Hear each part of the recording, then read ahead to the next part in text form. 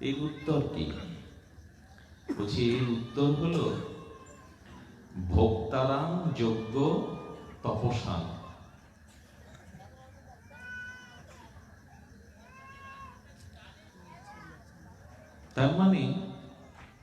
তার মানে ভালোবাসাটা আগে শ্রী গুরুদেবকে, শ্রী ভগবানকে দিতে হবে। এখানে আর কারো ভালোবাসবার দেওয়ার পাত্র পাত্রী নাই। অগ্রে কাকে দিতে হবে? প্রথমে কাকে দিতে হবে ভালোবাসাটা, মমতাটা, আসক্তিটা? সেইটাই বলেছেন ভোক্তারাম যজ্ঞ তপসান। তুমি যা কিছু করছো তার ভোক্তা একমাত্র আমি, অন্য কেউ না। বাড়ি করো, গাড়ি করো, আহার করো, হোম করো, যজ্ঞ করো, ওর প্রকৃত ভোক্তা আমি, অন্য কেউ না। ভোক্তারাম যজ্ঞ তপস্যাং সর্বলোক। শব্দটা এত গুঢ় না, ভগবান নিজে বলছেন তো। আচ্ছা, এই মন্দিরে যে শ্রীবিগ্রহের সম্মুখে প্রসাদ প্রস্তুত করে রাখা হয়েছে, প্রসাদগুলো ভগবানের মন্দিরে তুলসী দ্বারা অর্পণ না করে আমরা পেলে হতো না? ওইখানে মন্দিরে না গিয়ে নিবেদন না করে আমরা পেলে হতো না? কারণ ওইখানে যা দিয়েছি তা তো ভগবান ওর থেকে এক কণা পরিমাণেও নেবেন না, সব আমরাই পাবো। তো তা আগে দেওয়ার মানে কি আমরাই পাবো? বলছেন না, সমস্ত কিছুর ভোক্তা হলেন ভগবান শ্রীগুরু, আগে তাকে দিতে হবে। সেইখান থেকে উনি গ্রহণ করলে যে প্রসাদটা হবে, সেই প্রসাদটা এবার জগতের সবাইকে বিতরণ করে দাও। অর্থাৎ অন্তরের ভালোবাসাটাকে ভগবানকে দাও। ভগবান গ্রহণ করার পরে যে ছিটে ফোটা প্রসাদ রূপ তোমার কাছে আসবে, ওই ভালোবাসাটা এবার স্ত্রী পুত্র জগৎকে দিয়ে দাও, না হলে সব ভুল হয়ে গেল, সকল কিছু ভুল হয়ে গেল। কথাটা কিন্তু পরিষ্কার হলো না। হলো কি?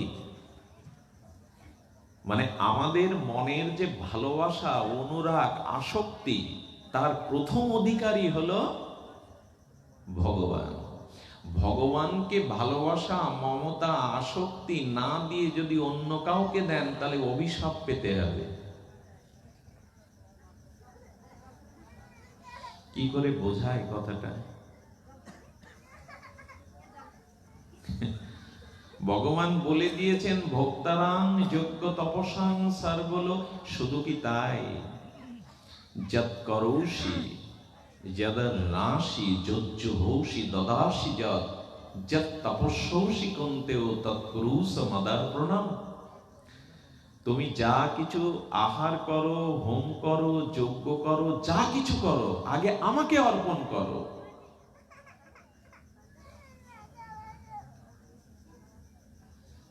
তার মানে আপনি ফুল দিলেন ভগবানকে, বাতাসা দিলেন ভগবানকে, আপনি বহুবিধ উপচার দিলেন ভগবানকে, কিন্তু নিজেকে দিলেন না।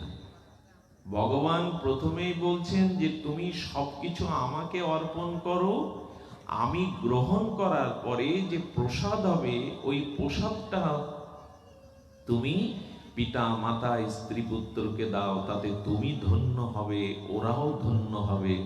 ভগবানকে অর্পণ না করে যদি পিতা মাতা স্ত্রী পুত্র এদের আগে দিতে চাও, তাহলে তুমি অভিশাপ কবলিত হয়ে পড়বে। অভিশাপটা তো আমরা ভুগছি। অভিশাপ যা কিছু আমাদের, তা আমরা ভালোই অনুভব করছি। এই জন্য ভালোবাসাটি ভোক্তারাং যজ্ঞ তপস্যাং, আগে ভগবানকে দিতে হবে। মনের এই সিদ্ধান্তে, এই তত্ত্বে উপনীত হতে হবে, ভগবানের থেকে আপন আমার এই জগতে কেহ নাই। এইটা যদি আপনি অনুভবের দ্বারা, তত্ত্বের দ্বারা জানেন, কি হবে? জ্ঞাতামাং শান্তি ঋষ্যতি। ভগবান আপনার চির আপন, এটা যদি আপনি অনুভবের দ্বারা, মুখে না, বাণীর দ্বারা না, যদি অনুভূতির দ্বারা জানতে পারেন, গোবিন্দ বলছেন জ্ঞাতামাং, এটি যখন তুমি জানবে যে আমি তোমার একমাত্র শরীর, তুমি অবশ্যই শান্তি বা কল্যাণ পাবে। তার আগে শান্তি পাওয়ার, কল্যাণ পাওয়ার দ্বিতীয় কোনো পথ নাই। আচ্ছা, ভগবান আমার সর্বস্ব, প্রিয়, সুহৃদ, একান্ত আপন, এ কথাটা এখানে সবাই বিশ্বাস করেন কিনা? বিশ্বাস করলেও হবে না, জানলেও হবে না, অনুভূতির দ্বারা জানতে হবে যে তিনি আমার একমাত্র শরীরজন। অনুভূতির দ্বারা জানতে পারলেই, শুধু এইটুকু জানতে পারলেই জ্ঞাতামান শান্তির ইষ্ঠতি, শান্তি অবশ্যই পাবেন। আচ্ছা, কোন প্রারব্ধ দোষে দুর্ঘটনাক্রমে আপনার নামে মামলা হয়েছে, যে জজের কাছে আপনার নথিপত্র, বিচারক, আত্মীয় সূত্রে তিনি আপনার পরিচিত হন, ওনার কাছে যাওয়ার পরে উনি বলছেন আমি নথি দেখেছি, আপনি চুপচাপ থাকেন, কোর্টের দিন হাজির হন, আমি খারিজ করে দেবো, আপনার কোনো চিন্তা নেই। আচ্ছা, তার চিন্তার ভার কিছুটা লাঘব হবে না? যে এই জেলার যিনি দায়িত্বপ্রাপ্ত মন্ত্রী, তিনি যদি কোনো যোগাযোগ দ্বারা টেলিফোন করে বলেন কোর্টে শুধু দাঁড়াবেন, যাওয়া লাগতো না, তবু একটা আইনের সম্মান করতে যাবেন, মামলা ঢিসমিস, আপনার রাতের ঘুম নষ্ট হবে আর ওই মামলার জন্য? কিন্তু জজের সিদ্ধান্ত বদলাতে পারে, মন্ত্রীর পরিকল্পনা বললে যেতে পারে, ভগবানের কথা কি বদলাবে? কিন্তু বিশ্বাস এলো না। ভগবান বললেন আমাকে জানলে, আপন রূপে জানলে তুমি শান্তি পাবে, এই কথাটার উপরে এখন আমাদের বিশ্বাস আসেনি। তাহলে অন্যকে ভগবানের থেকে ভালোবাসতে পারতাম না, অন্যকে ভালোবাসতে আমরা পারতাম না। আসলে আমাদের শ্রদ্ধা বা বিশ্বাসের পাত্রটা খুব ছোট হয়ে গেছে।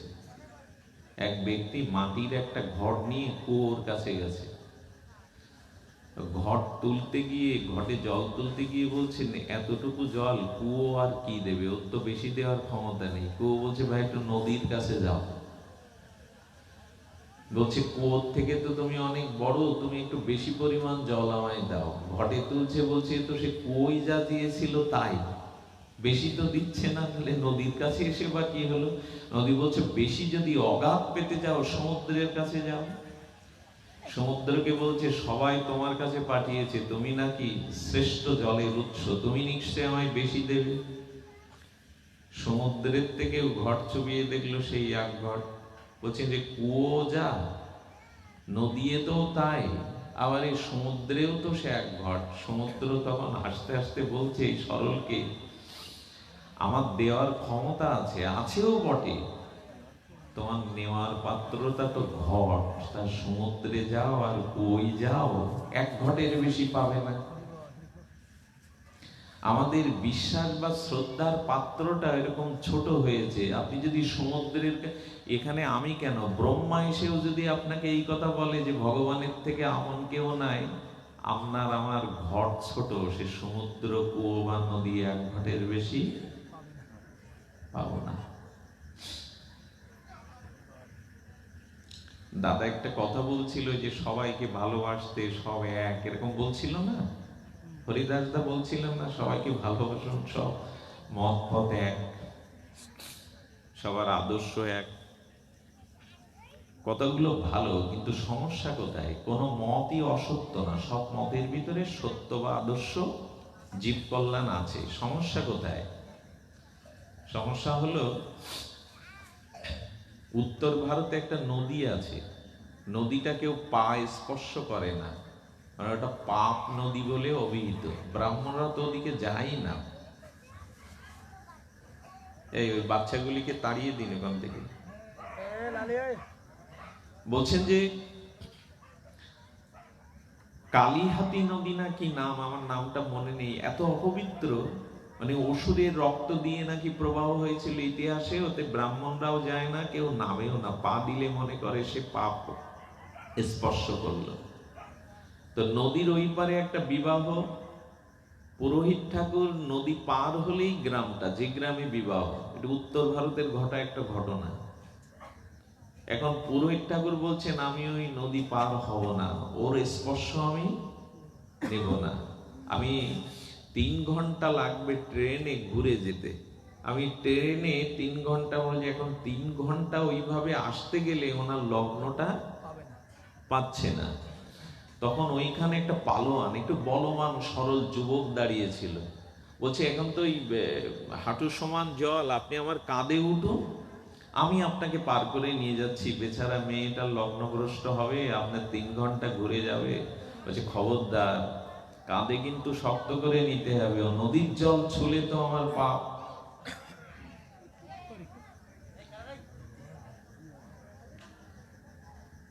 ওই বাচ্চা দুটিকে ওই গুরুজনরা বলুন ওইখান থেকে একটু নেমে খেলা করতে। কি হচ্ছে, শক্ত করে ধরো। এখন সে পালোয়ান, নদী তো পিচ্ছল, দড়াম করে ফেলে দিয়েছে ব্রাহ্মণরে ওর মধ্যে, চুবিয়ে টুবিয়ে অভিশাপ দেবে, তুই আমাকে পাপের মধ্যে ডুবালি। হ্যাঁ, তখন বলছিলাম আমি ট্রেনে ঘুরে যাব, লোকজন জোগাড় হয়ে গেছে। লোকজন জোগাড় হয়ে গেলে বলছে, তোর জন্য আজ আমাকে পাপ স্পর্শ করতে হলো, প্রায়শ্চিত্ত করতে হবে, ইত্যাদি ইত্যাদি। ওখানে একজন জ্ঞানীজন দাঁড়িয়েছিল, উনি এসে বলছেন কি, দোষটা ওর না আপনার। বলে, কেন? বলে, আমার সব পুণ্য আজ ক্ষয় করে দিল এই পাপ জল স্পর্শে। বললেন, আপনার জানা নেই পণ্ডিত, অন্যের পুণ্যকে হরণ করে নিজের পুণ্য অর্জন করতে গেলে নিজেরটা আগে হারিয়ে যায়। আপনি স্পর্শ করবেন না, অথচ ওর ঘাড়ে চড়লেন, তাহলে ওর পাপ হোক আমার পুণ্য হোক, অন্যের পুণ্যকে লঙ্ঘন করতে গেলে নিজের পুণ্যই আগে চলে যায়। এটা আপনার জানা ছিল না? আমরা এখন শুরু করেছি কি, আমি ভালো থাকবো, আমারটাই শ্রেষ্ঠ।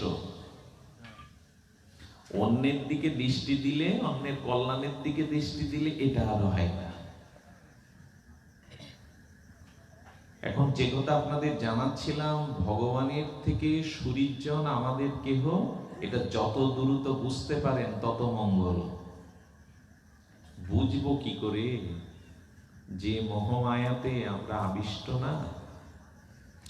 তাতে আমরা কি করে অনুভব করব?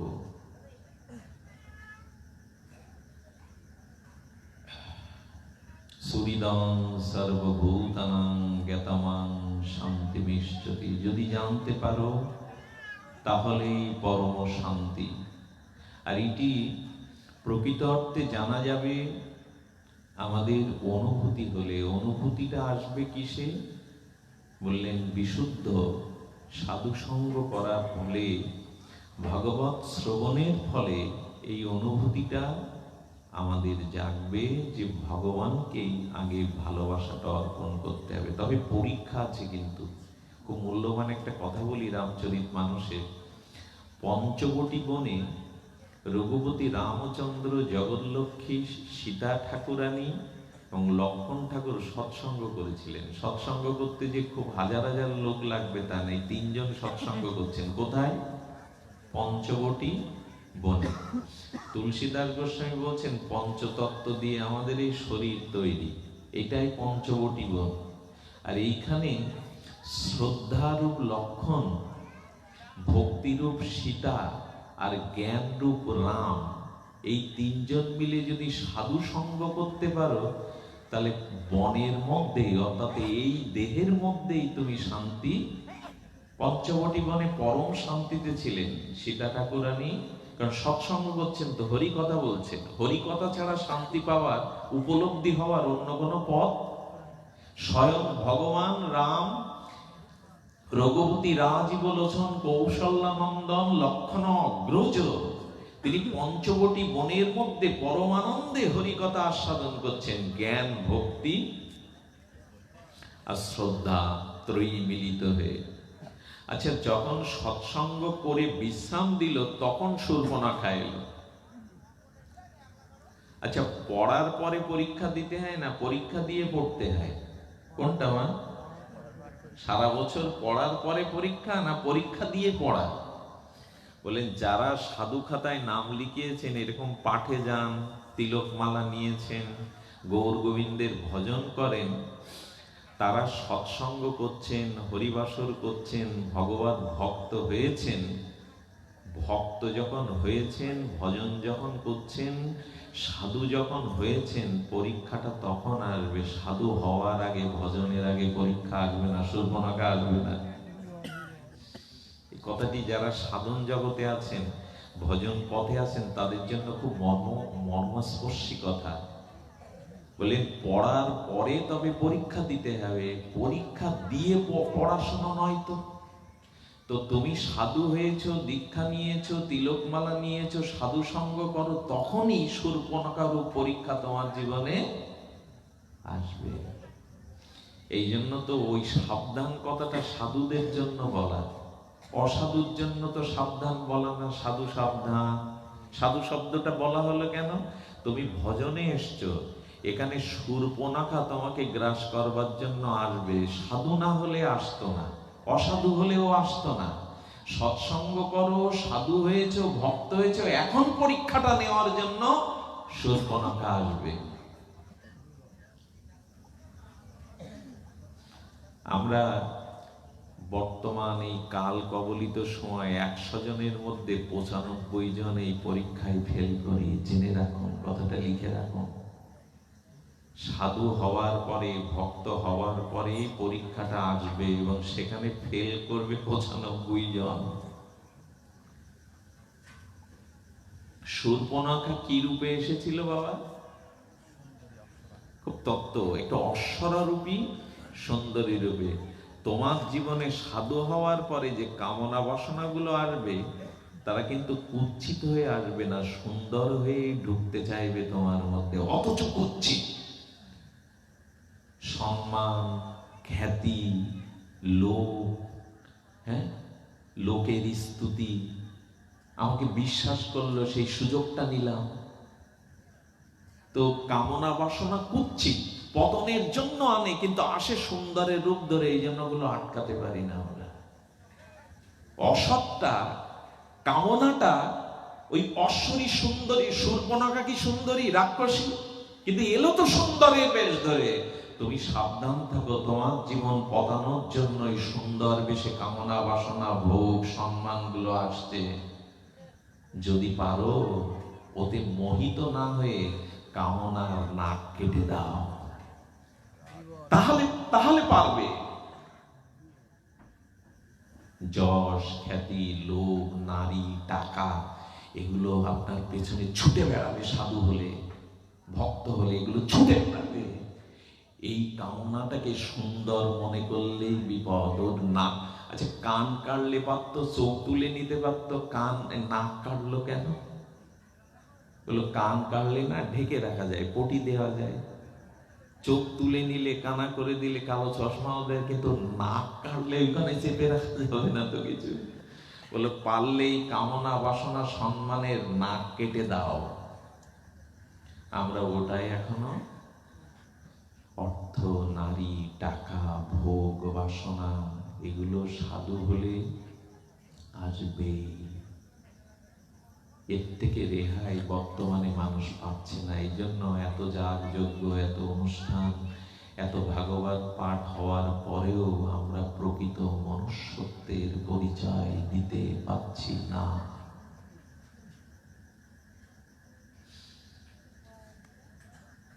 একটু সতর্ক থাকতে হবে এখানে। সব কিন্তু এই সময়ে আসবে।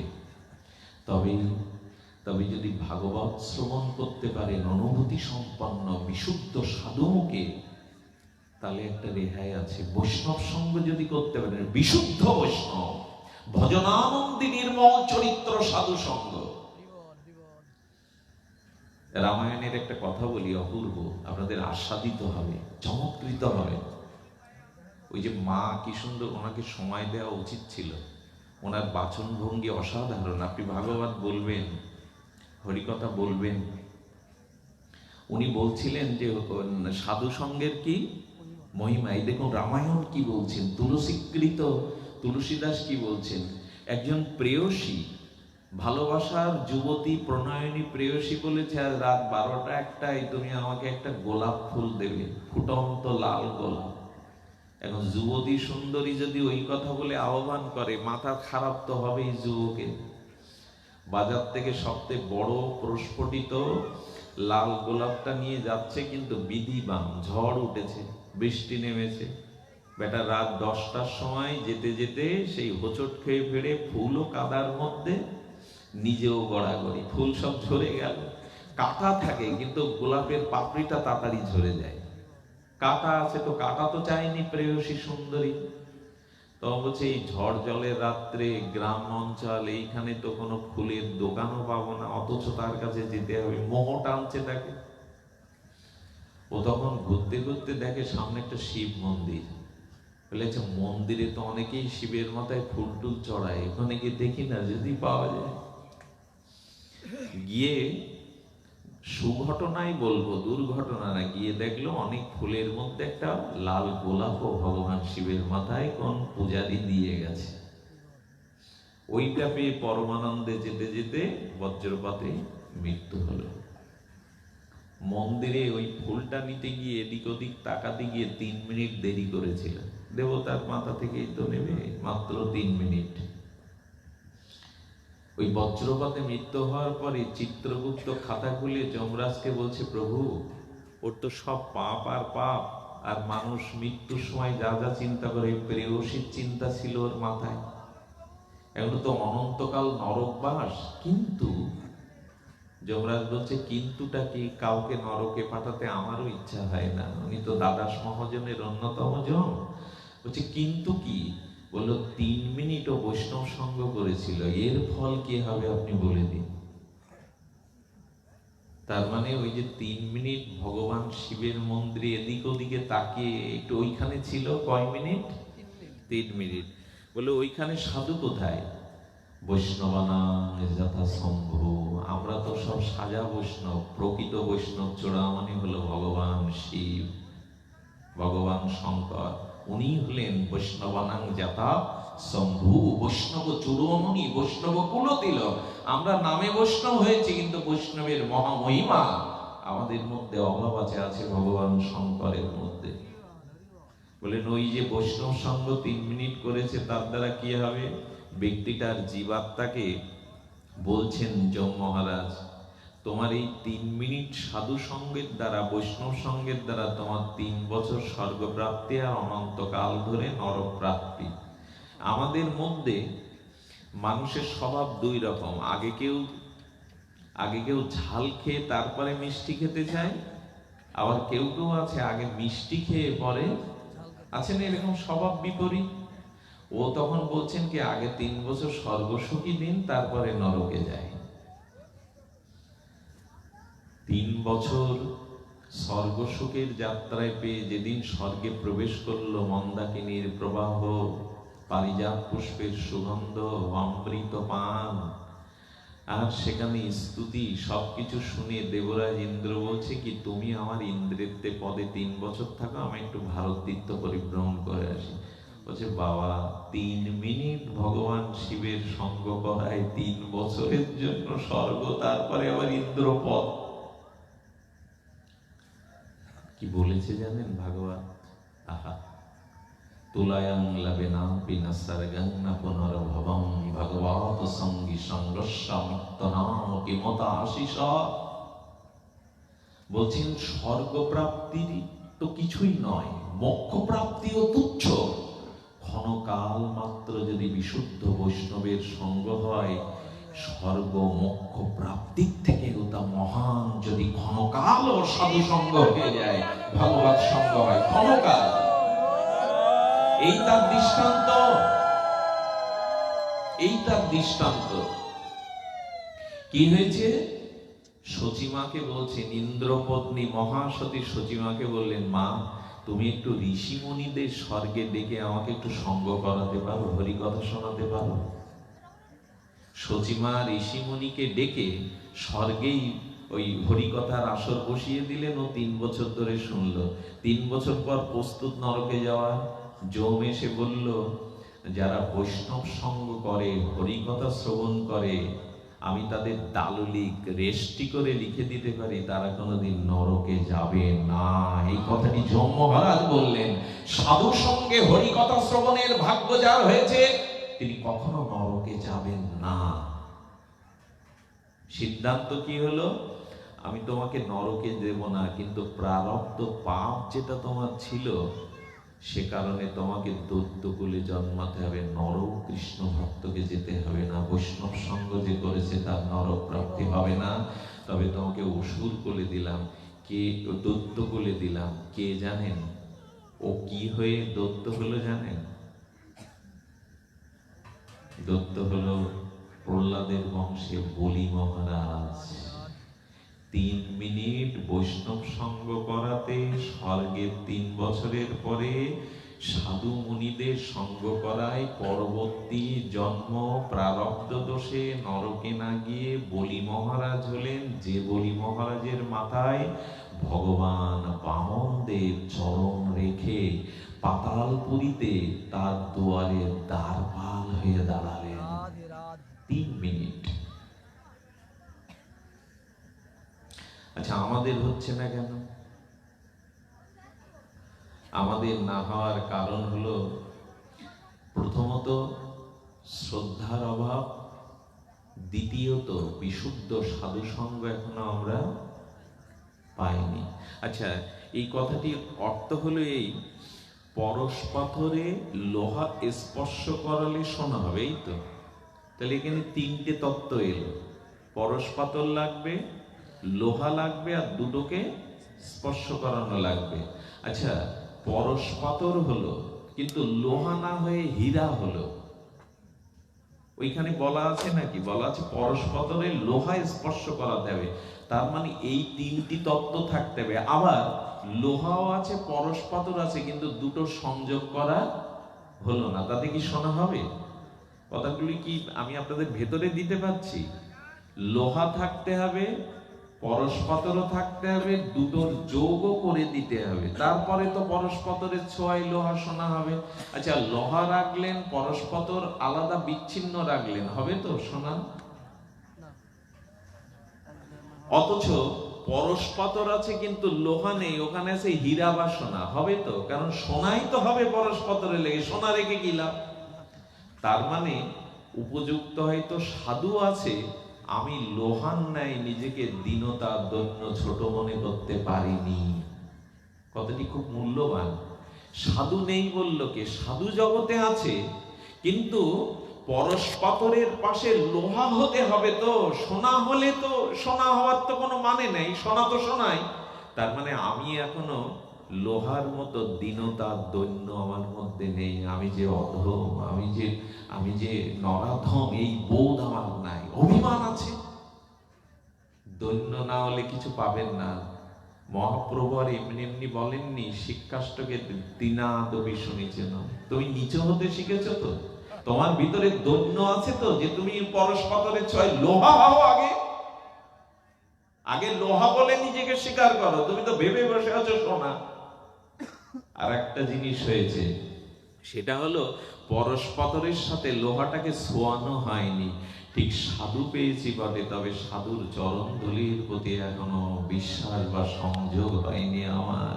আমি শ্রদ্ধার সহিত ওটা নিতে পারিনি এখনো। ছোঁয়াতে হবে, তারপরে তো লোহা সোনা হবে। চরণ ধুলির বিশ্বাস এখনো আসেনি। কবে সাধুর চরণ ধুলি মাখবো আমার গায়ে, কথাটি সাধারণ নয়। আমরা গায়ে মাখি না, মাথায় মাখি আর জামার উপরে গোলাই।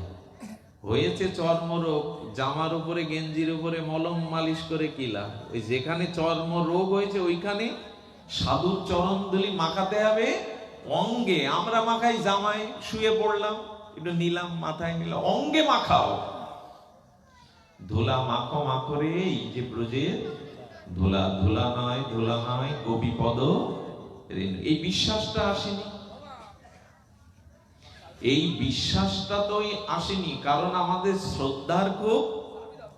আচ্ছা, অনেকেই বলে এখন সদ্গুরু ভালো পাওয়া যায় না, শুদ্ধ সাধু পাওয়া যায় না, এরকম বলে না একদল লোক। কিছুই পাওয়া যায় না, ওর কাছে কিছুই নেই জগতে। বললেন এইটা সত্য না ওর শ্রদ্ধা নেই এটা সত্য? কোনটা হবে বাবা? শ্রদ্ধাবান লবেত জ্ঞানাম তৎপরে সংযতেন্দ্রিয় জ্ঞানাং লব্ধা পরাং শান্তি অচিরেনা অধিগচ্ছতি।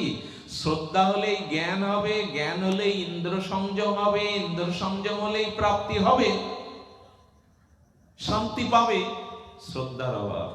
আমাদের উত্তর ভারতে তুলসীকৃত রামায়ণে এটা আছে, পড়ে নেবেন।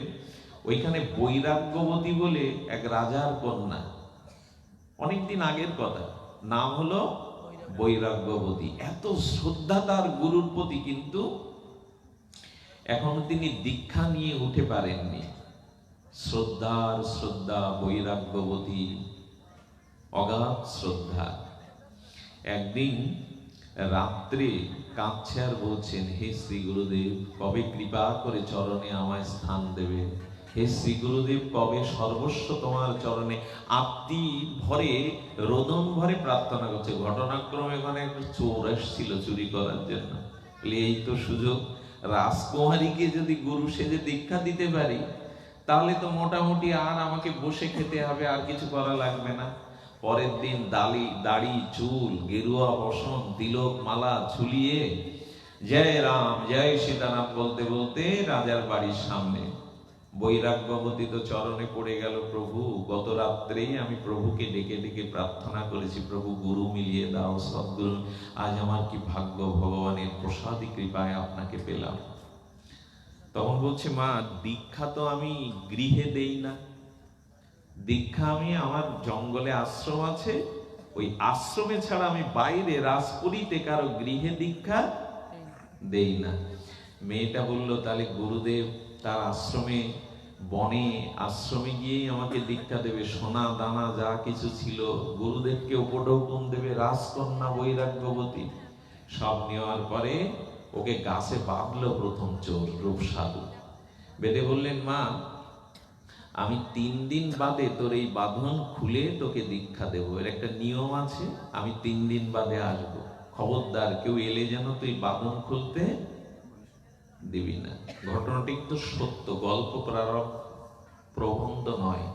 এই উত্তর ভারতে ঘটে যাওয়া বৈরাগ্যবতীর জীবনীতে পড়ে দেখলাম শ্রদ্ধা কি জিনিস দেখুন। সঙ্গে সঙ্গে রাজা করেছে কি, কুমারী নাই, জেনেছে যে দীক্ষা নেওয়ার জন্য জঙ্গলে গেছে, এই সব সেনা পাঠিয়ে রাজা নিজেও এলেন, মহারানীও এলেন, এসে তাকে গাছতলায় বাঁধা, মা তুই দুষ্ট চক্রের হাতেই পড়লি, তোর এই শ্রদ্ধা বিশ্বাসের মূল্য এই? আরে ওকে খুলে দাও তো, বাড়ি নিয়ে যায়। বলছে, বাবা আমি আত্মহত্যা করব, তবু এই বাঁধন গুরুদেব ছাড়া বলেছেন 3 দিন বাদে আসে, আমি খুলতে কাউকে দেব না। ফিরে যান বাবা, আমি মরলেও এই বাঁধন আপনার দ্বারা আমি খুলতে দেব না। ঘটনাক্রমে দ্বিতীয় দিন ওই পথ দিয়ে দেবর্ষিপাদ নারদ যাচ্ছিলেন। দেবর্ষিপাদ নারদ যাচ্ছিলেন, তো দেবর্ষিপাদ নারদ ওই বন্ধন দশায় দেখে, সেটা ভগবানেরই ইচ্ছা। দেবর্ষিপাদ নারদ বলছে, মা আমি দেবর্ষিপাদ নারদ, মা আমি তোর বাঁধনটা খুলে দেই। বলে, আপনি ভগবানের বিশিষ্ট ভক্ত, মহন্ত চূড়ামণি, আপনার চরণে কোটি কোটি প্রণাম, কিন্তু নারদজি আপনার কৃষ্ণ আসলেও আমি বাঁধন খুলতে দেব না আমার গুরু ছাড়া। নারদ বলল, এরই কৃপা হওয়া উচিত, এরই কৃপা হওয়া উচিত।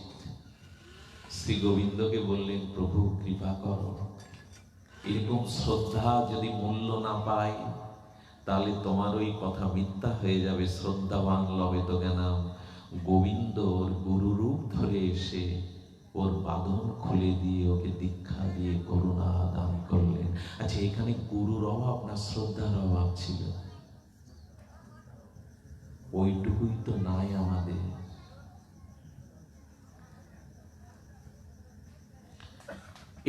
একটু যদি শ্রদ্ধা হয় আমাদের। ভারতবর্ষের এই পশ্চিম বাংলারই ঘটনা। স্ত্রী কৃষ্ণ বিমুখ, ভজন বিমুখ, কোনোদিন ভাগবত আসরে যায় না, সাধুকে সহ্য করতে পারে না। স্বামী বলে বলে বলে বলে অনেকটা সময় চলে গেছে জীবনের, একটু যাও। সেদিন পাঠক ছিল বৃন্দাবনের এক মহারাজ। পাঠ শুনে রাত্রে শুয়ে স্বামী জিজ্ঞেস করছে, কি পাঠ শুনলে একটু বলো না। বললেন, ধূপ ছাই, পাঠের মধ্যে 10-12 বার ওই কথাটাই শুনলাম, আসুন আসুন, বসুন বসুন, প্রসাদ পেয়ে যান। মানে ওই খারাপগুলোই ও তুলে নিয়েছে। ওর যা কাজ, তো ভক্তি নেই, হরি কথাতে রুচি নেই, শুধু তোমার এই তিনটে কথা, আসুন আসুন আর বসুন, প্রসাদ পেয়ে বাড়ি যান, চলে যান। তখন বলছে, খবরদার, সাধু মুখে যে কথা হয় তাকে অশ্রদ্ধা করতে নেই। তুমি ওই তিনটে কথা একটু মুখস্থ করো তো, আসুন বসুন প্রসাদ পেয়ে যান, এই তিনটে কথাই মুখস্থ করো তো। স্বামীর কথা শুনে বিড়বিড় করে চোখ বন্ধ করে রাত 12টায় বিছানায় বলছে, আসুন বসুন প্রসাদ পেয়ে যান। যেই বলেছে আসুন, ঘরে চোর ঢোকার সময় ও চোর কেবল পা বাড়িয়েছে ঘরে, বলছে আসুন। চোর বলছে, আসে ঘুমিয়ে, আমি পেছন দিকে টের পাচ্ছে কি করে, আরে বুঝতে পারছে কি করে, এ তো সাধারণ না, একটু পেছনেও দেখে। আসুন, যে আসি তো, তারপর দেখি ঠিক আছে কিনা, বলছে বসুন, একটু মুখস্থ করতে বলেছে, বসেও পড়েছে। বলছে একটু প্রসাদ পেয়ে চলে যান। ইনি সাধারণ মহিলা না, ইনি প্রাজ্ঞ, ইনি অন্তর্যামী, ইনি পেছনেরও চোখ আছে দিব্য দৃষ্টি। লাইট জ্বালিয়ে বলছে, মা কৃপা করো, মা কৃপা করো, তুমি তুমি সাধারণ নও মা, আমারে কৃপা করো। আমি চুরি করতে এসেছিলাম তোমার ঘরে মা, তুমি পেছন থেকে সব এই তো চিৎকার করতে শুরু করেছে স্ত্রী। স্বামী পাশ থেকে, কি হলো? চোর বলছে, মা আমাকে কৃপা করো, আমি চোর চুরি করতে, কিন্তু তুমি পেছন থেকে চোখ বন্ধ করে সব দেখতে পাচ্ছ। চোর বলছে, মা জীবনে কখনো আর চুরির পথে অন্তত তোমার এদিকে পা বাড়াবো না, ক্ষমা করে দাও। চোর যাওয়ার পরে স্ত্রীর চোখের কোণে জল। আমি এই তিনটে জিনিস শুনে আসলাম, আর রাতেই এই ফল। যদি হরি কথাগুলিকে শ্রবণ শ্রদ্ধার সহিত করে মনে করতাম, তা না আর কি জানি হয়ে যেত। এই যে আমরা প্রণাম করি, আমি আসতে গিয়েও, সাধু তো না, সাধুর বেশ ধরেছে, অনেকেই প্রণাম করছেন, প্রণামটাও যদি ঠিক ঠিক করতে পারতাম না, তাহলে আপনার কৃপা হয়ে যেত। গোবিন্দ বলেছেন তো, কি বলেছেন?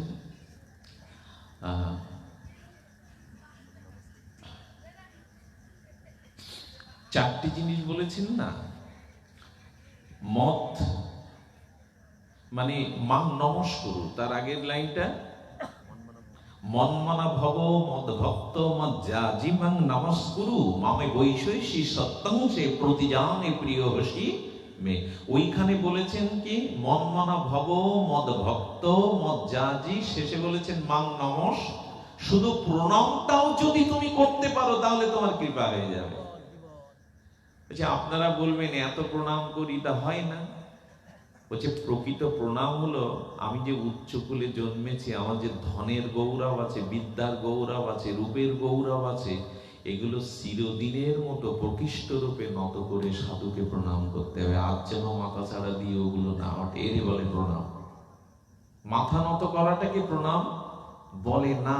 নিজের ভিতরে যে জাতি গর্ব, বিদ্যা গর্ব, কুল গর্ব, রূপ গর্ব, ক্ষমতার গর্ব আছে, এগুলো ওই সাধুচরণে যদি চিরদিনের মতো প্রকৃষ্ট রূপে নত করে প্রণাম করতে পারি, এই এক প্রণামেই আপনি ভগবান পেয়ে যাবেন। ওই যে মূলে আমাদের শ্রদ্ধাটাই নষ্ট হয়ে গেছে। শ্রদ্ধা নষ্টের কথা কি বলবো। শ্রী গুরুদেবের কাছে দীক্ষা নিতে গেছেন একজন, রামকৃষ্ণ দেবের কথামৃতে এই ঘটনাটা আছে। সরল যুবক বলছেন, গুরুদেব শিষ্য হতে গেলে কি করতে হবে? তো সে গুরুর জল আনতে হবে, মন্দিরের সেবা করতে হবে, গুরুর জন্য রান্না করতে হবে, গুরু যা আদেশ দেবে তাই রাত দিন খাটতে হবে। ও মুখ কাঁচুমাচু করে বলছে, তাহলে গুরু হতে গেলে কি করতে হবে? বলে এই আদেশগুলো শিষ্যকে দিতে হবে। তাহলে এক কাজ করুন, আমাকে গুরু করে দিন, শিষ্য না করে। আমরা এই দলের লোক, আমরা আমাদের শ্রদ্ধাতে আমাকে গুরু করে দিন। রাধাকুণ্ডে এক শিষ্য গেছে, শিষ্যকে দেখে গুরুদেব বুঝতে পেরেছে অলস। বলছি না আমি আপনার শিষ্য হব। বললেন, বাবা 2-4 দিন তো থাক, প্রসাদ পা, আমাকে একটু দেখ, চিনে নে, তারপরে মন্ত্র। উনি তো জানেন ও কি হতে এসছে। বৃষ্টি নেমেছে, আশ্রমের শেষ প্রান্তে একটা গাবি বাঁধা আছে, আশ্রমের গরু বাঁধা। ঝরঝর করে বৃষ্টি নামলে গুরুদেব দেখছে কি ও হাত পা গোটো করে বেশ আরামে বসেছে, বৃষ্টি হচ্ছে। গুরুদেব বললেন, যা তো বাবা, ওই গাবিটার দড়ির বাঁধনটা খুলে দিয়ে আয় তো, গোয়ালে উঠুক।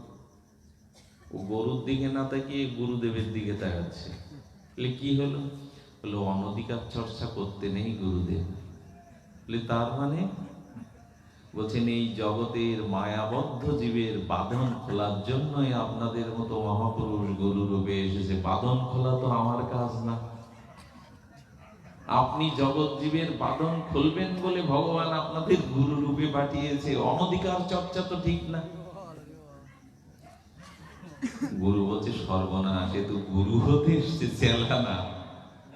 গুরুদেব, বাঁধন খোলা কি আমার কাজ? ও তো আপনার কাজ। কিছুক্ষণ পরে গুরুদেব ঘরে গিয়ে বসেছে, ও বসেছে। গুরুদেব বলছে, বাবা একটু দেখে একটু বৃষ্টিটা থামলো কিনা। বলে, গুরুদেব ও তো আপনি ঘরে বসেই বুঝতে পারবেন, আমাকে কেন পাঠাচ্ছেন? বলে কি করে? বলে একটু আগে যে বিড়ালটা ঢুকলো ওই আপনার পাশে, ওর গায়ে হাত দিন, যদি ভিজে থাকে বুঝবেন বৃষ্টি ঝরছে, আর যদি শুকনো থাকে তো বুঝবেন বৃষ্টি বন্ধ হয়ে গেছে। আমাকে কেন খাটাবেন? আমাদের সব এই জাতীয় অবস্থা, দুরবস্থাই বটে। গুরুদেব বলে দিলেন, একটু ভোরে উঠে বাবা হাত মুখ ধুয়ে কাপড় ছেড়ে একটু জপ কর। আর হয়েছে জপ। আদেশ দিতে শিখেছি, আদেশ পালন করতে শিখিনি। শুধু যদি প্রণামটাও করতে নেই, দেখুন এই শুনলে চমকিত হয়ে যাবেন। দাদা বসে শুনছেন দূরে, ঘটনাটা উনি সারা বাংলাদেশে প্রচার করেন। ওনার কাজে আসবে। একটা ঘটনা শুনুন রামায়ণের, শিব পুরাণের। আপনি বসে যাবেন মাটির নিচে। প্রণামের মহিমা যদি জানেন, আপনি বসে যাবেন এই মুহূর্তে। আমি 2 ঘন্টা ধরে আমার মাথা থেকে শুধু এই চিন্তাটা যায়নি শ্রবণের পরে। শুধু প্রণামের মহিমাটা যেদিন জানলাম, মাথা ঘুরল। 2 ঘন্টা ধরে আমি ঘুমাতে পারিনি। শুনুন তাহলে। কাশীতে একজন তপস্যা করলেন ভগবান শঙ্করের। সন্তুষ্ট হয়ে সত্যম শিবম সুন্দরম মহাযোগেশ্বর ভগবান শিব বলছেন, বর চাও। বলেন, প্রভু বর যদি দিতে চান, আমার কোনো সন্তান নাই, জগতে একটি সন্তান দিন।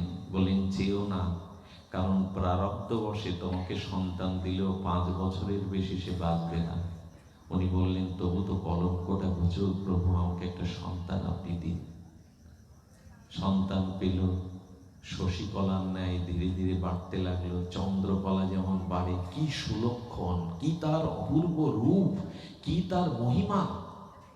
4 বছর পূর্ণ হয়ে গেল। বাকি আছে কয় বছর? 1 বছর।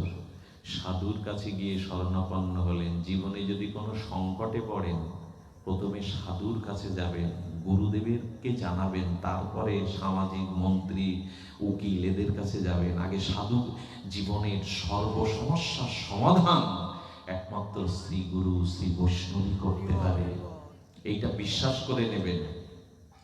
সাধুর কাছে গিয়ে বললেন, বাবা এক কাজ কর, ওই কাশীতে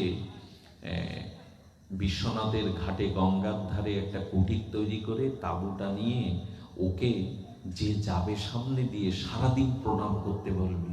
ওই ছেলেটাকে যে যাবে, ছোট বড় উঁচু নিচু সবাইকে প্রণাম করতে বলবি। আর একটু ভগবান শিবের নামটা নিতে বলিস। জপ করবে আর প্রণাম করবে, জপ করবে আর প্রণাম করবে। শুরু হয়ে গেল। 5 বছর করতে 3 দিন মাত্র বাকি। যাকে পায় প্রণাম করে, গড় হয়ে প্রণাম করে, সাষ্টাঙ্গে প্রণাম করে। 3 দিন যখন আয়ু বাকি, তখন কাশীতে 7 ঋষি এসেছিল গঙ্গায় দর্শন করতে, শিব ঠাকুরকে দর্শন করতে কাশীতে। 7 ঋষি কারা? মরীচি, অত্রি, পুলস্ত, বশিষ্ঠ, এরা এসেছিল। ঘটনাক্রমে ওই ছেলেটার তাঁবুর সামনে দিয়ে যখন 7 ঋষি হেসে চলেছে, গড় হয়ে ঋষিদের প্রণাম করেছে। ঋষিরা হাত তুলে বললেন, চিরঞ্জীবী ভব, চিরজীবী হও। ওর বাবা তখন কাঁদছে আর বলছেন, আশীর্বাদ ফিরিয়ে নিন ঋষিবর। ওর আয়ু 5 বছর ভগবান শঙ্কর মেপে দিয়েছেন, আছে মাত্র আর 3 দিন। তখন বললো, বাহ, আমরা তো ফেসে গেছি। বশিষ্ঠ চিন্তা করে, পুলস্ত চিন্তা করে বলছে, ছেলেটাকে আর 2 দিন বাকি আছে, তো আজকের দিনটা তো প্রায় শেষ, আমার কাছে দাও। ছেলেটাকে ঋষি নিয়ে গিয়ে বলছেন কি, শিব নাম জপ কর, দেখি তোর জন্য কিছু করা যায় কিনা। আর 2 দিন বাকি। পরের দিন ব্রহ্মালোকে গিয়ে বলেছে, আমাদের পেছনে থাকবে, আমরা যখন পিতা ব্রহ্মাকে প্রণাম করব, তুইও লুটিয়ে পড়ে প্রণাম করবি, পেছনে থাকবি। ওইভাবে প্রণাম করার পরে ব্রহ্মা আশীর্বাদ করছেন, চিরঞ্জীবী ভব। ঋষি বললেন, পিতা, আমরা ফেসেছি 2 দিন আগে, আপনি ফাঁসলেন আজকে। শিব ঠাকুর বলেছেন ওর 5 বছর, আমরাও ভুল করে ফেসে বলেছি আপনিও বললেন চিরঞ্জীবী ভব। শিব ঠাকুর কাকে কি বর দেয়, কি দেয় তো জানি না, তো আমি তো মুখে বলে বসলাম আমার কথা মিথ্যা হবে, তোমাদের কথা মিথ্যা হবে। আয়ু বাকি আছে কদিন? 1 দিন। যেদিন ওর শেষ পরমায়ু, কৈলাসে চলে গেছেন ব্রহ্মা, সপ্ত ঋষি আর ওকে। এবার 3 স্তর ওকে শেষে রেখেছেন। ব্রহ্মা বলছেন, আমি ভগবান শঙ্করকে প্রণাম করব, ঋষিরা করবে, তুইও করবি। প্রণাম যেই করেছেন, ভগবান শঙ্কর মুদ্রা, অভয় মুদ্রা দিয়ে বললেন, চিরঞ্জীবী ভব। ব্রহ্মা বলছেন, প্রভু আপনিও ভাসলেন, আমরা 2 দিন আগে ফেসেছি, ওরা ফেসেছে, আপনিও ভাসলেন। বলছে, এই দেখুন ওর পেছনে প্রণাম আর কে করেছে দেখুন। ভগবান বললেন, ওরই তো আজ শেষ দিন, 5 বছর পরমায়ু। আচ্ছা আপনারা যান, আমি কি করে দেখছি।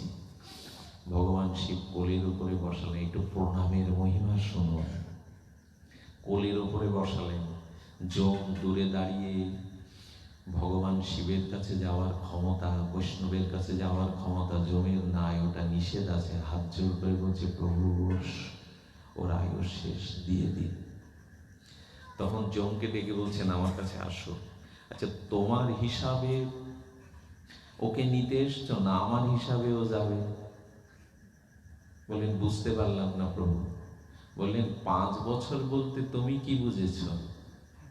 এইবার দেখুন পরিস্থিতি কোথায়। তার মানে আমাদের 73 ঘন্টা সমান চাঁদের 1 ঘন্টা।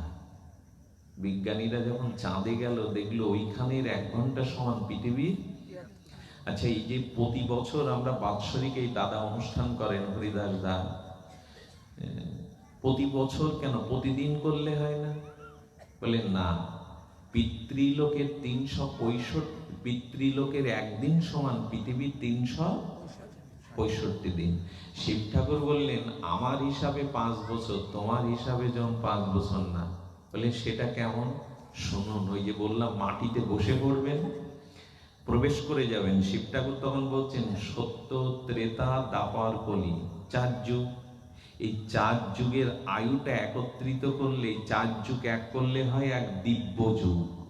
এরকম 71 দিব্য যুগে 1 মন্বন্তর, আর এরকম 14 মন্বন্তরে ব্রহ্মার 1 দিন। আর এরকম 10 কল্পে ব্রহ্মা 10 বার মরবে আর জন্মাবে। ব্রহ্মা 10 কল্পে 10 বার মরবে, আবার সৃষ্টি হবে। এই ব্রহ্মার 10 কল্প সমান শিবের 12 ঘন্টা মাত্র। এই হিসাবে 5 বছরের পরমায়ু।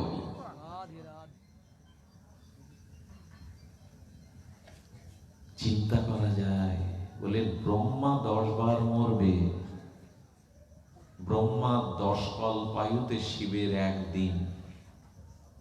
শিব তত্ত্বটা খুব গভীর, একে নিয়ে কেউ ছেলে খেলা করবেন না। শিব তত্ত্বটা এত গভীর, রহস্যময়। ভগবান শিবকে প্রণাম করে যমদূত চলে গেল। প্রভু, আমার জানা ছিল না আপনার পরমায়ু মহিমা। ভগবান শিব মাথায় হাত রেখে কি বললেন জানেন? আজ থেকে তুই ঋষিতে রূপান্তরিত হলি, তোর নাম হবে মার্কণ্ডেয় ঋষি। জগতে 10 বার প্রলয় হবে, কিন্তু প্রলয়েও তুই চিরঞ্জীবী হয়ে যাবি, তুই মরবি না। 10 বার 10 ব্রহ্ম মরবে, মহাপ্রলয়ে তুই চিরঞ্জীবী থাকবি। নাম হলো ঋষি মার্কণ্ডেয়। শুধু প্রণাম। আমি আপনাদের খুব কাহিনী ঘটনা এইসব শোনাচ্ছি না, এগুলো বলছি কেন? শ্রদ্ধাটা ফিরিয়ে আনো, কপটতা ত্যাগ করতে হবে। এখানে যেটুকু করতে হবে শুদ্ধ শ্রদ্ধার দ্বারা। অনেক অনেক কর্কশ কথা এসে গেল, এবার একটু ভিজানোর পালা, একটু ভিজতে হবে। জীবনে শুদ্ধ সাধু সঙ্গ যদি পান, আর সাধু সঙ্গে হরিকথার সৌভাগ্য যদি পান, তবে আপনাদের এই কথাই বলবো, অনুগ্রায় ভূতানাং মানসিং দেহমাশ্রিতাম ভজতে তাদিসি ক্রিয়া যশ্রুতা তৎপর ভবে। যদি পারেন তাহলে তৎপরতার সহিত, ব্যগ্রতার সহিত, উৎকণ্ঠার সহিত সাধুমুখে ভগবানের লীলা কথা শ্রবণ করুন।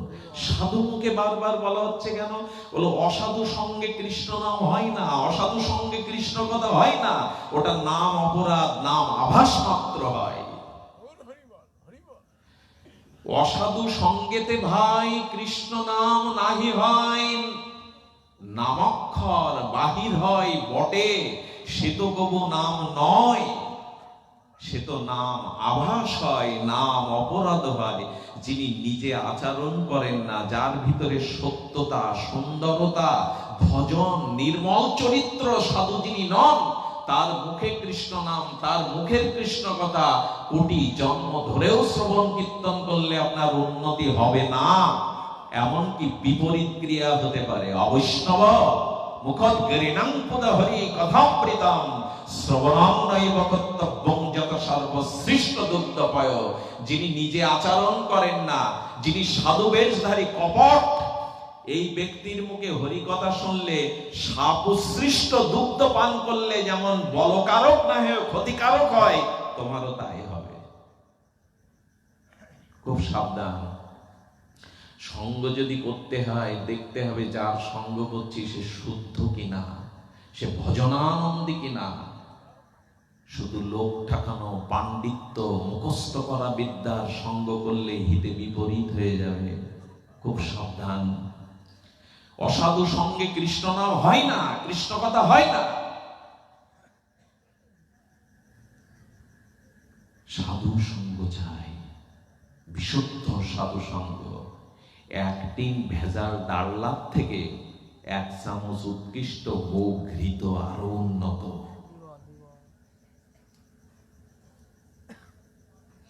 যদি বলেন তুমি তো খুব জোরে সোরে বললে, আসর কাঁপানো সুরে বললে, তো প্রকৃত সাধু চিনব কি করে?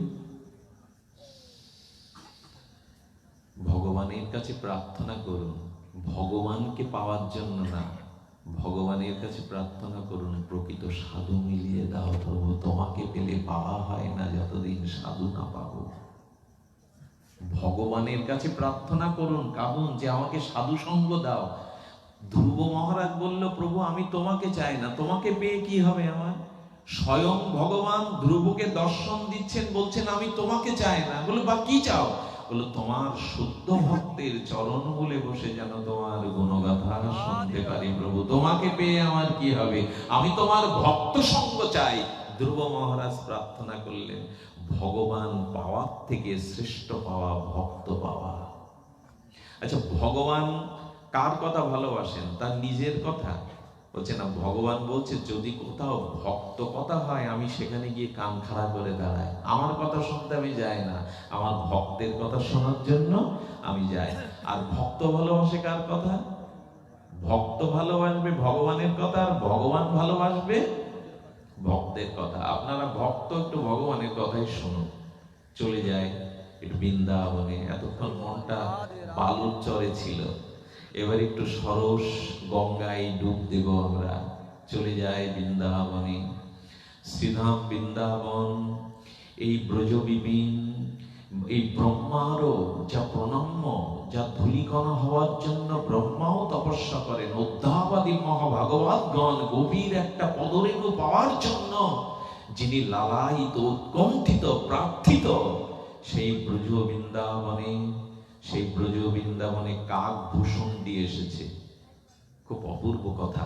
কাক ভূষণ্ডীকে, ইনি ত্রিকালজ্ঞ রামচন্দ্রের পরম প্রিয় ভক্ত, কাক রূপে আছেন। কাক ভূষণ্ডী, কাক রূপে কেন? একজন মহাত্মা বলছে, আচ্ছা আপনি ভগবান শিবের রামের অনন্য ভক্ত, আপনি তার অংশ মহাত্মা, আপনি কাকের রূপ নিলেন কেন?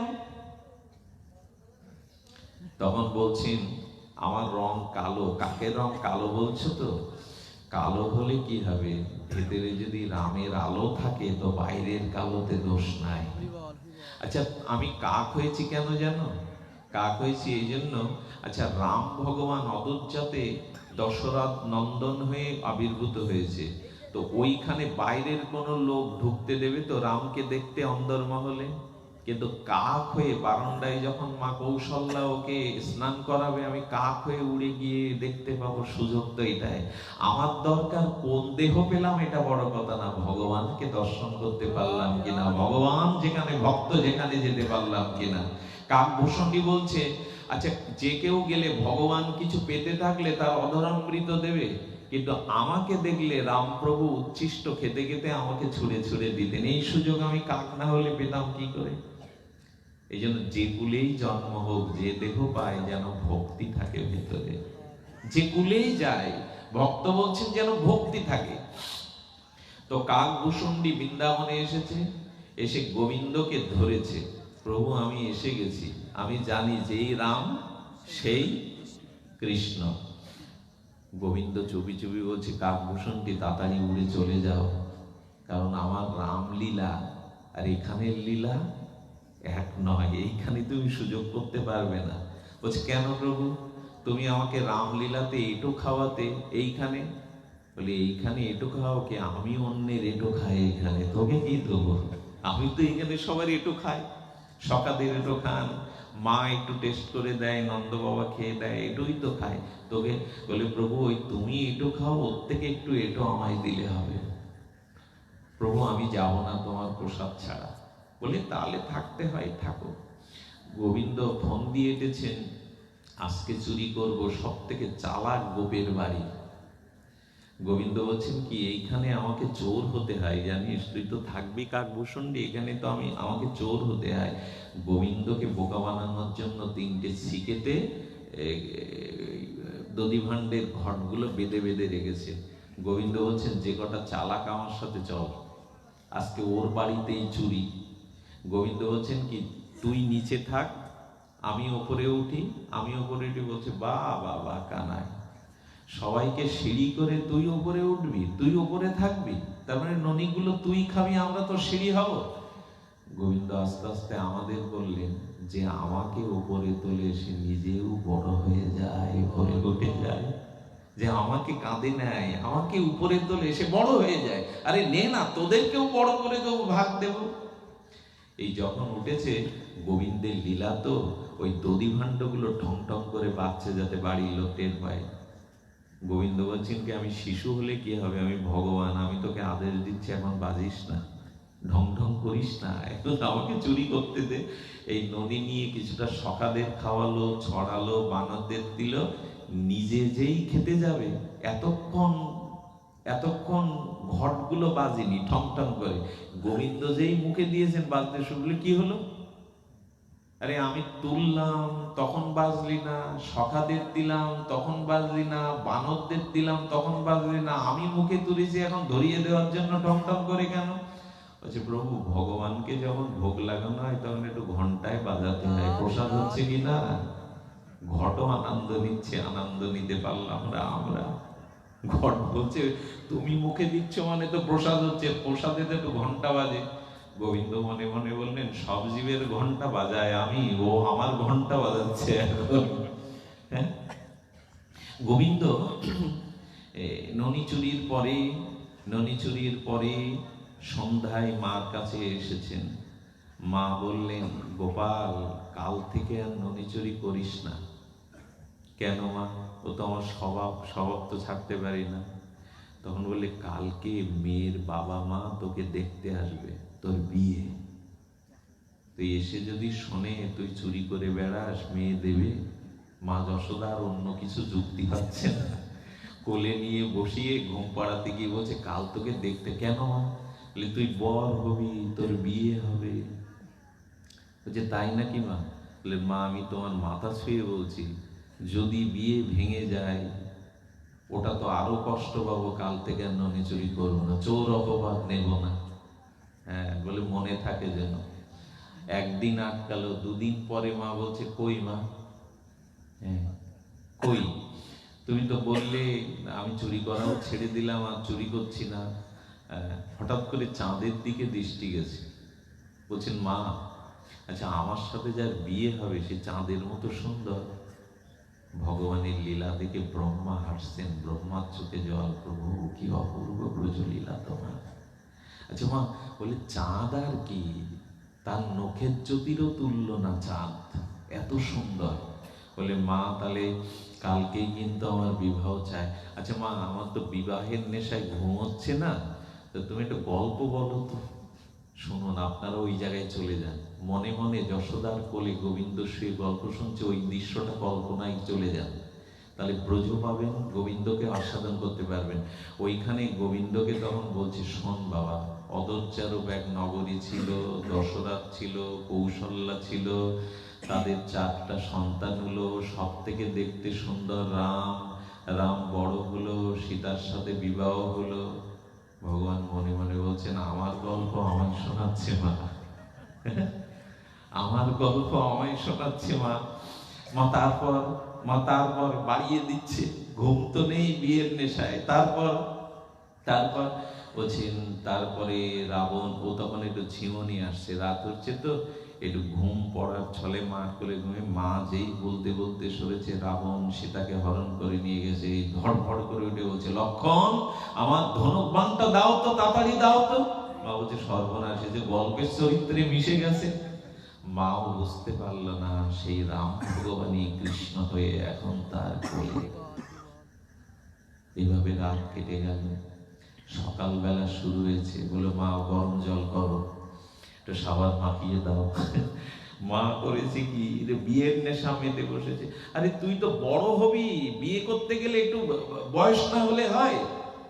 বলে মা তুমি কিন্তু হেরে যাবে। বলে কেন? বলে আমি তো বড় হয়েছি। বলে বড় হওয়া বোঝা যাবে কি করে?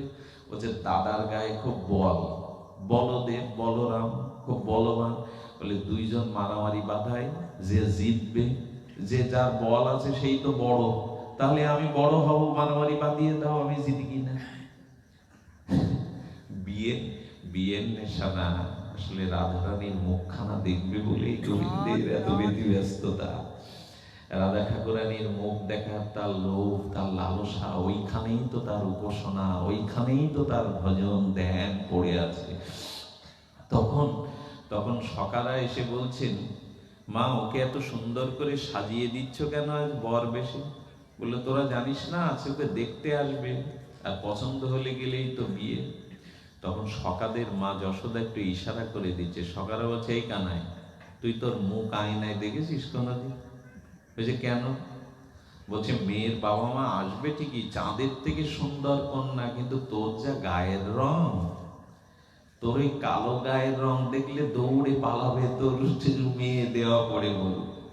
গোবিন্দ রেগে মেগে গিয়ে বলছেন, তোর বাবা কালো, তোর মা কালো, তোর গোষ্ঠীর সবাই কালো। এই বলতে বলতে ওদের তাড়িয়েছে। হ্যাঁ আমারে কালো বলিস? ব্রহ্মা হাসছেন আর কাঁদছেন একসাথে। আহা প্রভু, কি তোমার লীলা! এ কথা শুনলে মন পবিত্র না হয়ে যায়? মনে কোনো দুশ্চিন্তা আসতে পারে, মনে ভার লাঘব হয়ে যায় না? যদি শ্রদ্ধালু হয়ে শোনেন, দেখবেন কোথায় নিয়ে যাচ্ছেন। গোবিন্দকে পাশের সখীরা ডেকে ডেকে বলছেন, ও তাহলে তোমাকে মানিয়ে এসে ভালো। এখন মা যশোদা আর কিছু যুক্তি খুঁজে পাচ্ছে না, বিয়ে তো করবে। নন্দ বাবা দূরে দূরে এই দৃশ্য দেখে হাসছিল।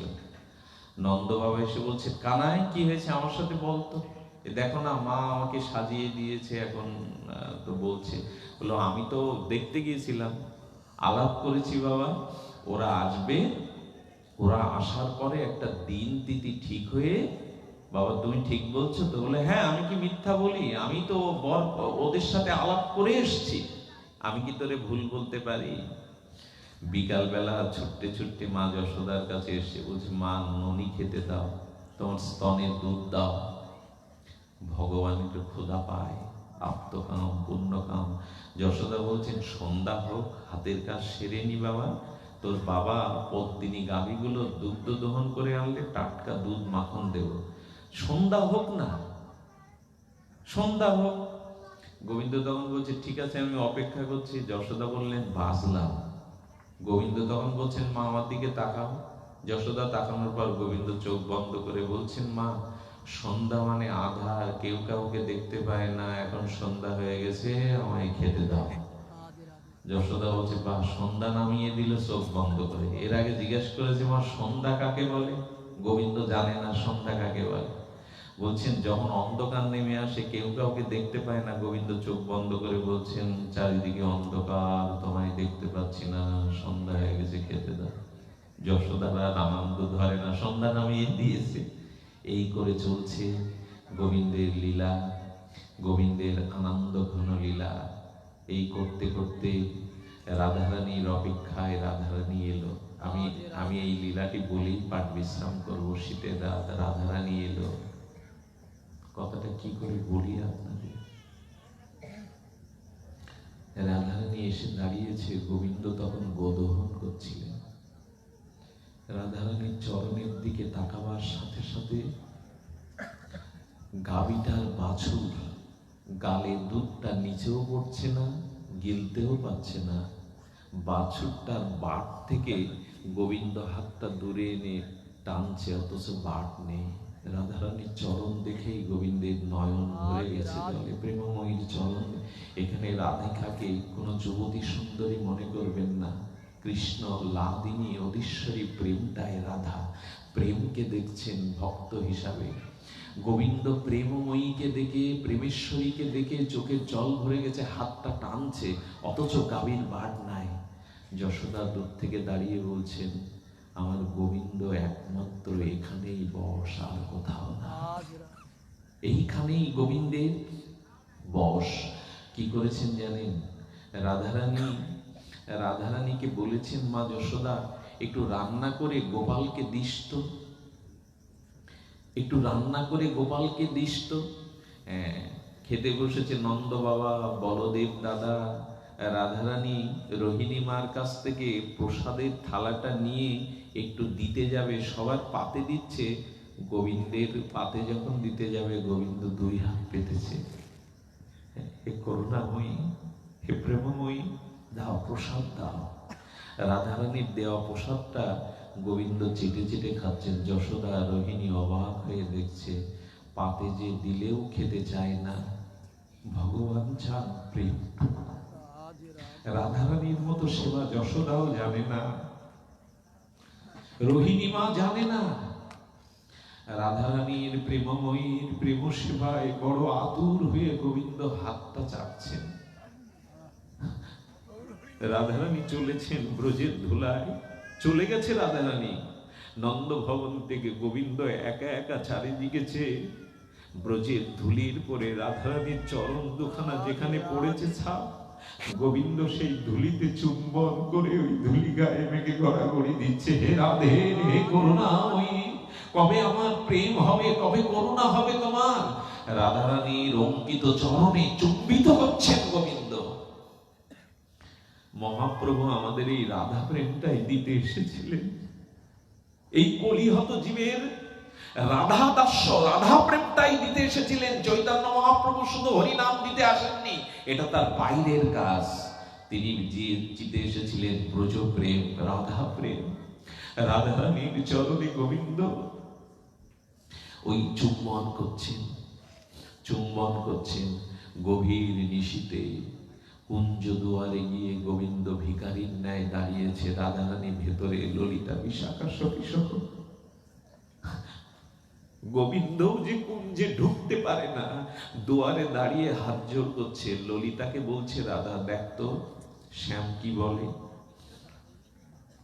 ললিতা একটু প্রেমময়ীকে বলো না, আমি যদি একটু ভেতরে তার চরণের কাছে যাওয়ার আদেশ পাই। স্বয়ং স্বয়ং সচ্চিদানন্দ পরম ব্রহ্ম শ্রী গোবিন্দ অখিল রসামৃত মূরতি, তিনি অনুমতি প্রার্থনা করছেন রাধারানীর চরণ মূলে যাবেন বিদায়। রাধারানী ইঙ্গিত করলেন ললিতাকে। ললিতা বলছে, এসো শ্যাম। তখন বিশাখা আলতা পরাচ্ছিল ঠাকুরানীর রাঙা কমল চরণে। শ্যাম বলছে, আমার অনেক দিনের স্বাদ বিশাখা, ওই সেবাটা আমায় দাও না, আমি একটু চরণে আলতাটা পরিয়ে দিই। যদি বলেন কাঁদছো কেন তুমি, কি হলো তোমার? এই ভগবান নিজে প্রেমময়ীকে, অধীশ্বরী ব্রজেশ্বরী রাধারানীকে সেবা শিখিয়ে দিচ্ছেন জগৎকে। যদি কৃপা চাও, করুণা চাও, প্রেম চাও, তবে ওই চরণ সেবা করো, ওই চরণে যাও। আলতাটা তুলিতে মাখিয়ে গোবিন্দ পরাতে পারছেন না, আলতাটা দেয় পায়ের পাশে, তো মাঝখানে দিচ্ছেন। রাধারানী বলছেন, ওর হাত থেকে কেড়ে নিয়ে, ওর সেবা জানে না। ললিতা বলছেন, শ্যাম, এইটুকু যোগ্যতা তোমার আছে জানি, কি হয়েছে বলো আমার? তোমার আলতাটা চরণের মূল জায়গায় না গিয়ে ওই চরণের মাঝখানে দিচ্ছ কেন? গোবিন্দ তখন বলছেন, চরণ দুখানা দর্শন করে আমার চোখে জল ভরে গেছে, হাতটা কাঁপছে, আমি দিতে পারছি না আলতা। যে চরণ দর্শন করে স্বয়ং গোবিন্দেরও হাত কাঁপে, চোখে জল ভরে যায়। গোবিন্দের হাত থেকে বিশাখা আলতাটা পরিয়ে দিল। পদ্ম কমলিনী পদ্ম দলের উপরে রাধারানীর চরণ দুখানা দর্শন করে গোবিন্দ বলছেন, হে রায়, হে রাধে, তোমার চরণ দুখানা আমায় স্পর্শ করতে দেবে? রাধারানী নীরব। চরণ দুখানা গোবিন্দ ধরে বাইরের জল দিয়ে না, চোখের জল দিয়ে অভিষেক করে দিচ্ছেন রাধারানীর চরণ। অভিষেক করতে করতে গোবিন্দ বুকের মধ্যে দুই চরণ দুখানা চেপে ধরেছে। পরমানন্দে রাধারানী বলছেন, শ্যাম কি করছো? চরণ ছেড়ে দাও। রাধারানী, একটা ভিক্ষা চাইব, তোমার চরণ দুখানা যদি আমার মাথায় নিতে দাও। দেহি পদ পল্লব মোদারাম, দাও হে রাধে। এইখানটায় মহাপ্রবেশে জানালেন আমাদের কৃপা করুণা যা কিছু তা রাধারানীতে। এই জন্য ব্রজের কৃষ্ণের সব আশা পূর্ণ হয়নি, এই জন্য রাধা ভাবকান্তি নিয়ে গৌর হয়ে এসে সেই আস্বাদন করলেন যে আশা তার ব্রজে পূর্ণ হয়নি। আপনাদেরও বলি, জয় জয় রাধা নাম, বৃন্দাবন যার ধাম, কৃষ্ণ সুখ বিলাসের নিধি। বৃন্দাবনে সব রাধে, জয় রাধে, শ্রীরাধে। একজন বলছেন জয় রাধে, একজন বলছেন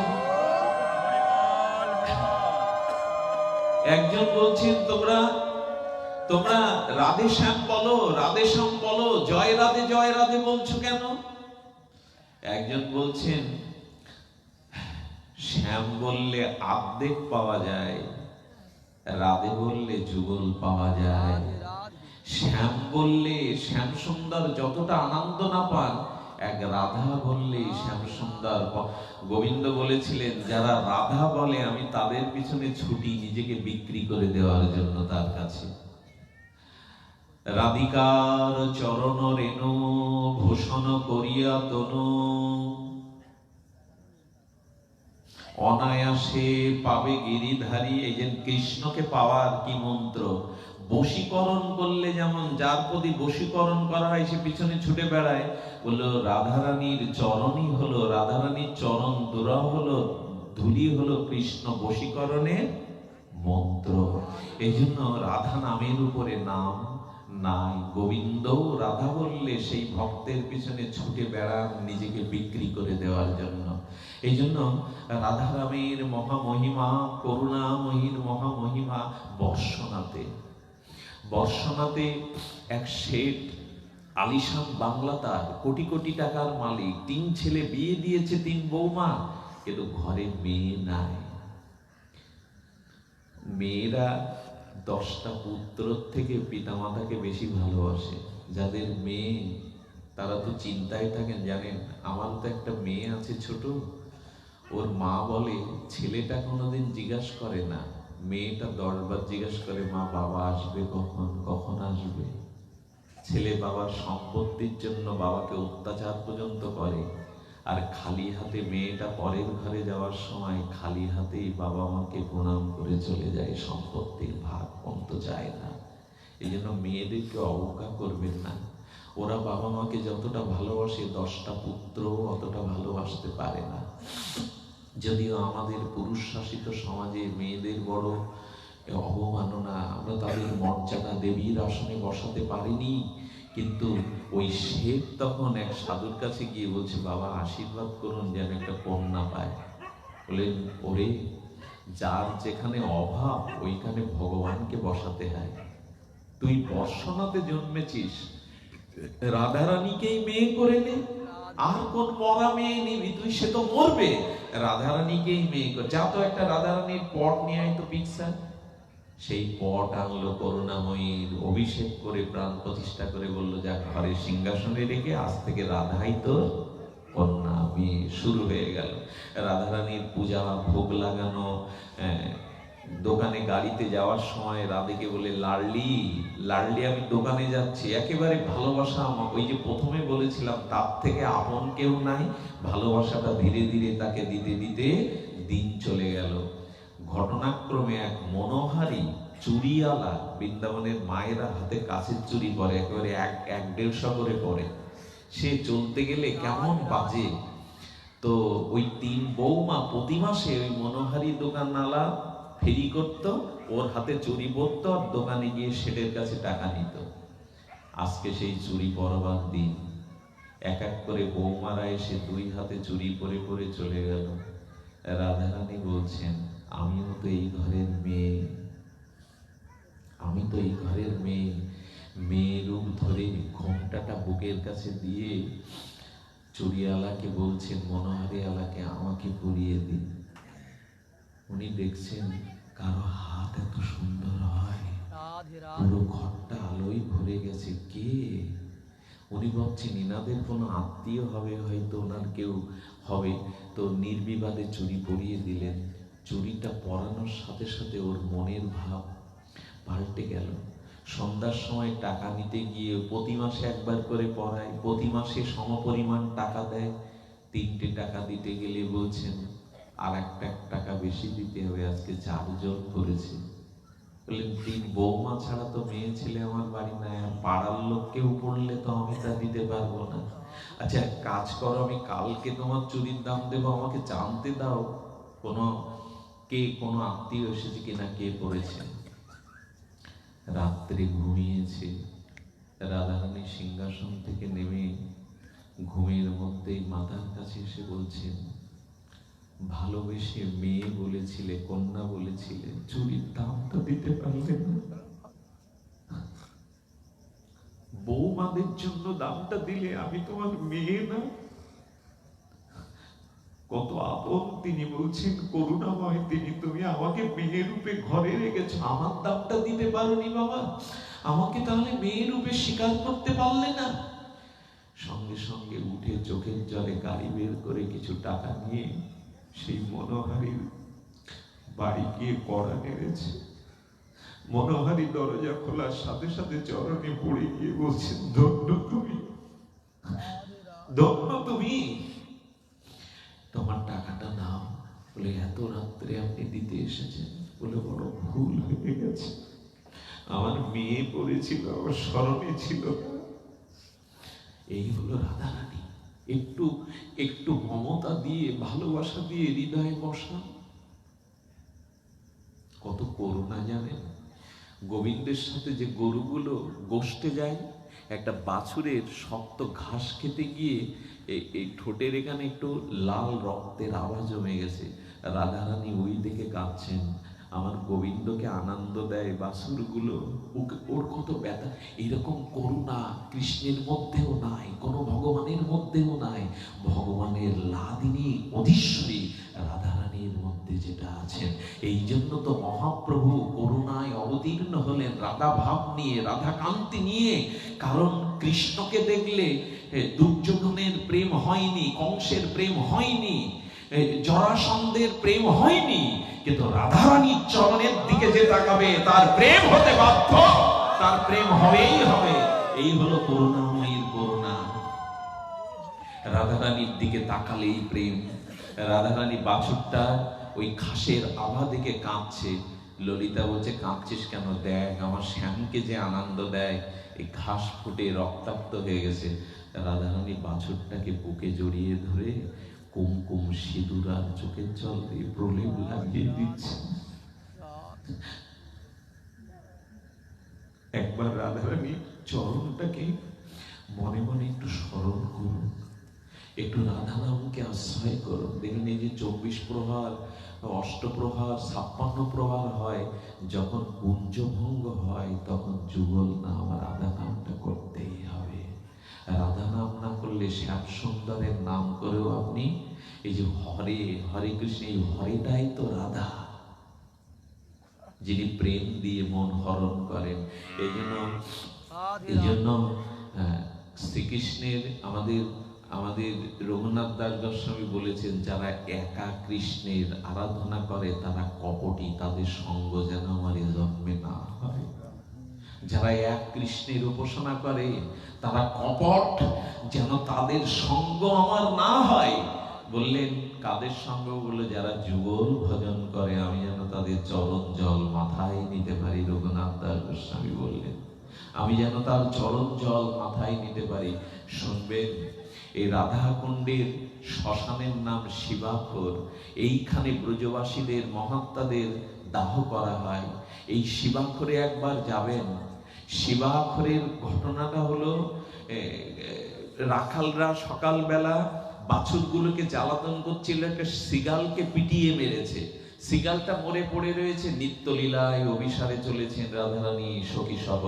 অভিসারিকা রাধারানী যেতে যেতে শিয়ালের মরা শৃগালের সাধু ভাষায় বলে শিবার গায়ে পা লেগে গেল। ললিতা বলছেন, রাধারানী আবার স্নান করতে হবে, মরা শৃগালের উপরে পা দিলি? করুণাময়ী হাসতে হাসতে বলছেন, আমার চরণ যার গায়ে লাগে সে শিবা হতে পারে না, দেখ আমার কোন সখী পড়ে আছে ওখানে। ললিতা তাকিয়ে দেখে 13 বছর 14 বছরের এক দিব্য সখী চরণটা স্পর্শের সাথে সাথে মৃত শৃগালটি সখী রূপে রূপান্তরিত হয়ে গেল। এই হলো রাধারানীর চরণের মহিমা, এই হলো রাধারানীর চরণ ধুলার মহিমা। তখন সেই সখী বলছেন, হে করুণাময়ী, ছিলাম মৃত শৃগাল, হয়ে গেলাম। বললেন, আজ থেকে এই জায়গাটার নাম হবে শিবাখর, তোর নামেই আমি। বললেন, এইখানে যাদের দেহ পড়বে, যাদের পোড়াবে, তারা সব গোবিন্দ চরণ পাবে। এই জন্য আমি একদিন আমার সাথে যারা এসছেন, আমাদের প্রেমানন্দ, অদ্বৈত, ধনঞ্জয়, হারাধন, এরা সব রাধাকুণ্ডের আশ্রিত। এরা লক্ষ্য নামী। এই যারা এসছে না, এদের কৃপা একটু নেবেন। এরা আমার ভজন সাথী না, এরা আমাকে বাঁচিয়ে রেখেছে ভজনের দ্বারা। এদেরকে আমি একদিন বলেছিলাম, আমার তো সৌভাগ্য নেই, কপট আমি, দিনহীন আমি। শুনেছি যদি কারো চিতাভস্যটাও ওই শিবাখরে রাধাকুণ্ডের মাটিতে মিশিয়ে দেওয়া যায়, তার গোবিন্দ চরণ রাধারানীর চরণ প্রাপ্তি হওয়া যায়। মনে মনে এই সাতটুকু রাখবেন, যেন যদি মরতেই হয় তবে যেন ব্রজধূলিতে দেহটা পড়ে। আর যদি তা না পারি, তবে রাধারানীর চরণ চিন্তা করতে করতেই যেন দেহটা ছাড়তে পারি।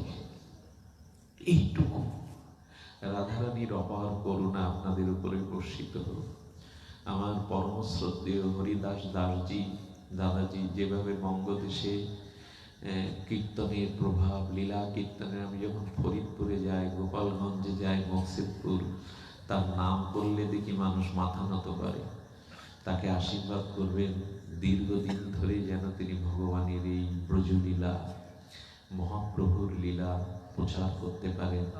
আর দাদাকে ভালোবেসে, হরিকথাকে ভালোবেসে আমাদের এই সজ্জনরা, আমার মনে হচ্ছে ওদের চরণ দোকানা ধুয়ে দিয়ে ওদের চরণ মাথায় নেই। কত অর্থ ব্যয় করে, কত সময় ব্যয় করে এরা সব প্রতিষ্ঠিত মানুষ শুধু এসেছে আপনাদের করুণা পাওয়ার জন্য, কৃপা পাওয়ার জন্য। ওদের জন্য আমি হাত পাচ্ছি আপনাদের কাছে, ওদের প্রতি কৃপা করুন, যাতে রাধারানীর চরণে ওদের কৃপা হয়, করুণা হয়, এবং প্রতি বছর যাতে পরমানন্দে এমনি করে আমরা দাদাজির, দাদাদের ভাইদের, পিতৃদেবের পারমাত্মিক মহাকল্যাণে যাতে এ জাতীয় অনুষ্ঠান মালা যতদিন যতদিন দিন আছে, বৎসর আছে, এভাবে যেন উদযাপিত হয়, এই প্রার্থনা করে আমি আমার সাথে যারা এসেছে